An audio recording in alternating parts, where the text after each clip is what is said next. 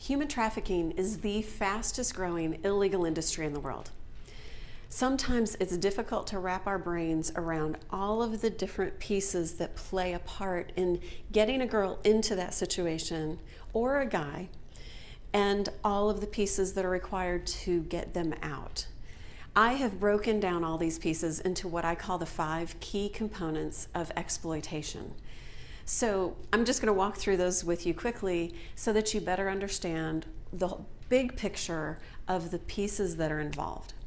So first, and I use my hand as an illustration, so first I would say there's marginalization or vulnerabilities. So vulnerabilities is a situation where someone is in need or they have a perceived need. So this is an example of this might be extreme poverty or devaluation of the girl child or war, famine, and a perceived need might just be insecurity, something like, oh, your parents don't understand you. So you've got a situation here called vulnerability, and then you've got people. This is what I call procurers and perpetrators.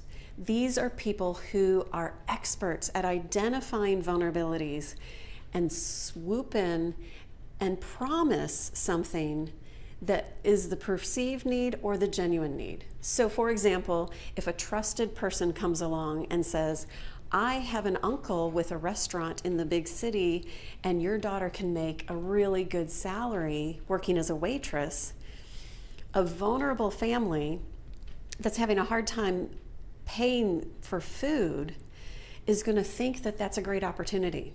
So there's a promise of meeting that need. Or you've got a Romeo that says, oh, to a girl who's insecure, oh, you just aren't appreciated for who you are. Your family doesn't love you the way they should. Your friends don't appreciate you. And promises something that is a perceived need or a genuine need.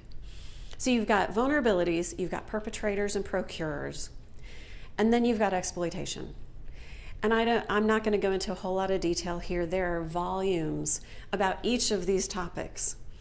But exploitation, and I stay away from the term trafficking here because the 5 key components that I'm talking about are very applicable to rape as well. And whether it's 5 minutes or 5 years, it's wrong and it needs to stop. But when I talk about exploitation, I'm talking about after this person deceives, they make the promise and then they deceive and the person lands here and is taken advantage of and is exploited. The next part is rescue and restore.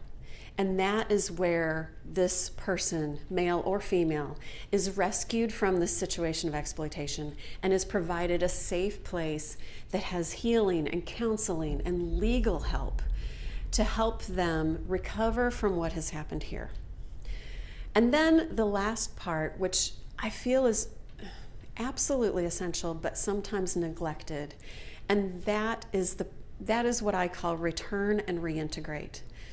This is the part where the person has the skills, needs help with the skills that they need to reintegrate, but they're trying to reintegrate into society.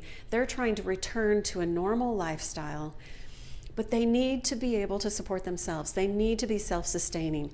And without the skills that they often acquire here, without the skills, they, without a job, become vulnerable again. Vulnerabilities, perpetrator or procurer, and a promise. Exploitation, rescue and restore, and then you've got return and reintegrate. So when you hear me talk about centers, we look specifically for centers that are providing life skills, job training, and dignified employment for people that are here and people that are here. So that's what I'm talking about when I say marginalized and survivors. Working with women here so that they are less vulnerable and don't end up in exploitation. Working with women who have been through exploitation as a restorative process.